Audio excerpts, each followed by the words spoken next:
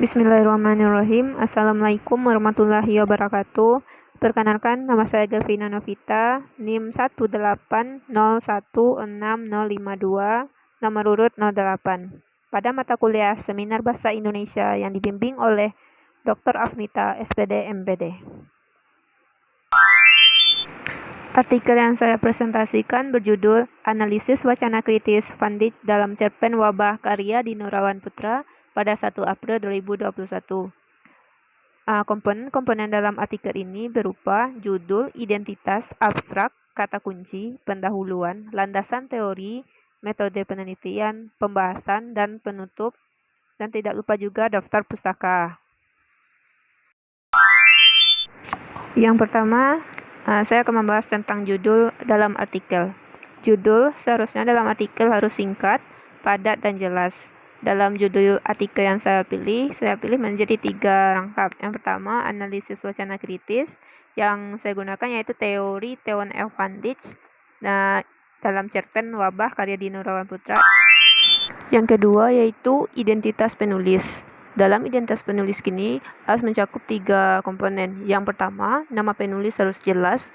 Yang kedua, asal instansi. Yang ketiga adalah email. Yang ketiga adalah abstrak. Abstrak sama juga dengan saripati dalam sebuah artikel, karena abstrak telah mencakup seluruh isi dari artikel. Dalam abstrak ini telah mencakup semua yang dituliskan di pendahuluan, pembahasan, dan penutup. Bagi seorang para ahli, jika melihat sebuah artikel, maka ia akan melihat di abstraknya, karena telah mencakup isi keseluruhan dari artikel yang telah dibuat oleh penulis. Dalam abstrak ini, membahas tentang makna suatu pesan tidak bisa hanya ditafsirkan sebagai apa yang tampak nyata dalam teks, namun harus dianalisis dari makna yang tersembunyi. Jadi, dalam abstrak ini telah mencakup seluruh dari isi artikel yang telah saya bahas. Komponen abstrak selalu diikuti oleh komponen kata kunci. Kata kunci seperti sudah menjadi suatu keharusan dalam sebuah artikel. Kata kunci ini merupakan komponen kata tulis ilmiah yang berupa kata-kata atau kelompok kata atau frase yang berupa saripati dari abstrak. Dan biasanya pada kata kunci ini berkisar antara 3-5 kata. Pada kata kunci artikel ini saya mengambil yaitu analisis wacana kritis, cerpen Theon Van Dijk. Pada bagian pendahuluan, seorang penulis akan memilih sebuah karya yang akan dianalisis karena berupa adanya alasan.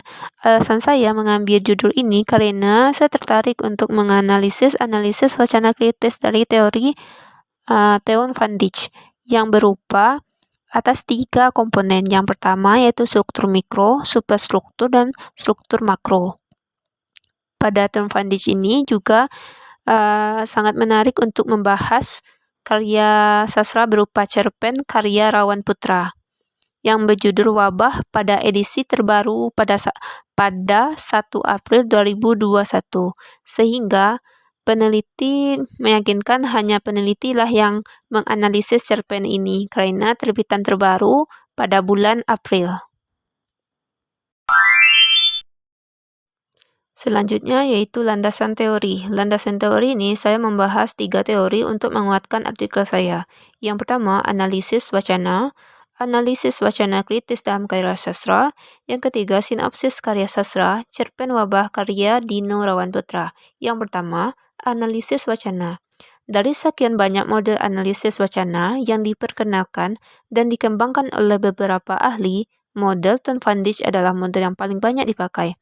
Analisis wacana kritis model Van Dijk bukan semata-mata menganalisis teks, tapi juga melihat bagaimana struktur sosial, denominasi, dan kelompok kekuasaan yang ada dalam masyarakat. Yang kedua itu analisis wacana kritis dalam karya sastra. Analisis wacana kritis digunakan untuk menganalisis wacana-wacana kritis, diantaranya seperti politik, ras, gender, kelas sosial, hegemoni, dan lain-lain. Analisis wacana kritis dalam pandangan Van Dijk membaginya menjadi 3 tingkatan. Yang pertama yaitu struktur makro. Ya, apa itu struktur makro? Merupakan makna global atau umum dari suatu teks yang dapat diamati oleh melihat topik atau tema yang dikedepankan dalam suatu cerita. Yang kedua, superstruktur. Apa itu? Merupakan struktur wacana yang berhubungan dengan kerangka suatu teks, bagaimana bagian-bagian teks tersusun ke dalam berita secara utuh. Yang ketiga, struktur mikro. Apa itu struktur mikro? Yaitu makna wacana yang dapat diamati dari bagian kecil dari suatu teks, yakni kata, kalimat, proposisi, anak kalimat, parafrase, dan gambar. Yang ketiga yaitu sinopsis, karya sastra, cerpen wabah, karya Dina Rawan Putra.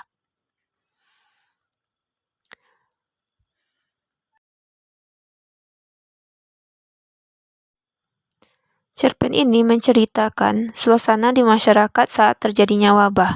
Rasa ketakutan, kecemasan, kesepian menyatu menjadi satu. Hiruk pikuk kota kini senyap, bak kota tak berpenghuni, disebabkan akan kekhawatiran terhadap wabah menimpa dunia. Kabar demi kabar silih datang berganti. Menurun yang diinginkan, malah kabar melonjak yang menaik yang terjadi. Telah berminggu-minggu merasakan sesuatu yang lain. Kabar yang datang tak menjadi hal yang dapat dipercaya. Kini kesekian lebih menakutkan daripada kematian itu sendiri. Dalam karya ini membahas berbagai cara, berbagai suasana terjadinya wabah. Maka dari itu peneliti sangat tertarik untuk membahasnya. Selain itu, pemuda yang tidak tahan berada dalam rumah hanya bisa memandangi kehidupan. Selanjutnya yaitu metode penelitian. Penelitian ini menggunakan metode penelitian deskriptif kualitatif, yakni penelitian yang dilakukan semata-mata hanya berdasarkan pada fakta yang ada atau fenomena yang secara empiris hidup pada penuturnya. Maksudnya, kegiatan ini sebagai jenis penelitian yang temuan-temuannya tidak diperoleh melalui prosedur statistik atau bentuk hitungan lainnya. Sumber data penelitian ini ketiga tingkatan dimensi teori analisis wacana kritis Daun Van Dijk yang terdapat pada cerpen Wabah karya Doni Rawan Putra.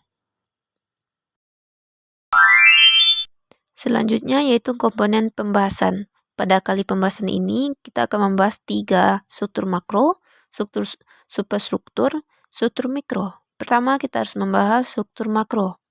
Struktur makro pada cerpen Wabah karya Dino Rawan Putra yang diamati memiliki tema yang dijelaskan pada kutipan. Tema dalam cerpen ini adalah zona pelik kehidupan pada masa wabah melanda kota tak bernama. Pada kutipan di atas menjelaskan bahwa cerpen Wabah memiliki tema suasana pelik kehidupan pada masa wabah melanda kota tak bernama, di mana dalam cerpen ini menceritakan suasana serba salah seorang pemuda. Jika keluar rumah akan dilanda penyakit, jika berdiam diri di rumah penyakit pun datang pula, yaitu kesepian dan kelaparan. Hal ini karena tidak bisa bekerja di luar rumah.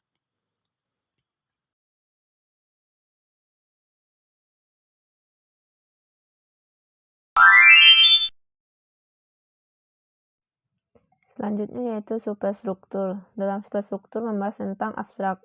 Pada cerpen ini tidak memiliki abstrak. Yang kedua yaitu orientasi. Orientasinya berupa menceritakan yang berkaitan dengan waktu, suasana di kota tak bernama. Yang ketiga itu komplikasi, berisi urutan kejadian yang dihubungkan secara sebab akibat.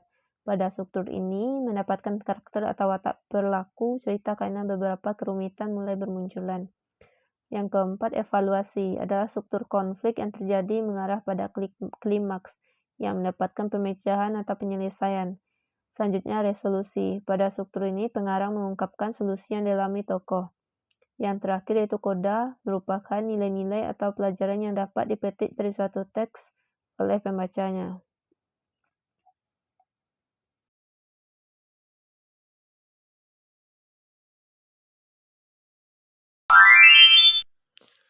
Yang ketiga itu struktur mikro. Pada cerpen ini, kata-kata yang lebih dominan menggunakan kata-kata ibarat atau kata-kata yang mengunggah perumpamaan dan permajasan. Seperti pada kutipan layaknya sebuah kapal dan burung-burung yang menyanyikan. Pada struktur mikro ini membahas dua dimensi yaitu dimensi kognisi sosial sama dimensi konteks sosial. Dimensi kognisi sosial, cerpen ini dibuat untuk menggambarkan suasana ketakutan akan kematian antara kesunyian jika mengisolasi diri dalam ruangan yang pengap di sebuah kota tak bernama yang dilanda oleh wabah. Yang kedua itu dimensi konteks sosial. Pada cerpen ini digambarkan pentingnya dalam menerima keadaan dan mematuhi segala yang telah dianjurkan oleh pemerintah. Salah satu cara agar tidak terpapar wabah adalah dengan cara mengisolasi diri di rumah. Selanjutnya itu penutup. Yang pertama, cerpen Wabah karya Dino Rawan Putra menggambarkan suasana pemuda serba salah antara keluar rumah yang dilarang wali kota untuk mencari nafkah agar terhindar dari penyakit mematikan atau berdiam diri di rumah tanpa penghasilan. Yang kedua, dimensi konteks sosial dalam cerpen ini digambarkan pentingnya dalam menerima keadaan dan mematuhi segala yang telah dianjurkan oleh pemerintah.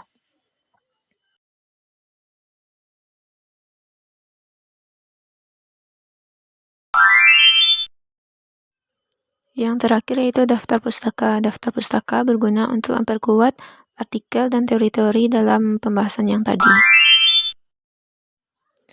Sekian presentasi yang dapat saya sampaikan. Apabila ada kesalahan dan janggalnya saya mohon maaf. Semoga dengan adanya presentasi ini kita dapat memahami tentang analisis wacana kritis dan cerpen Wabah karya Rawan Dino Putra.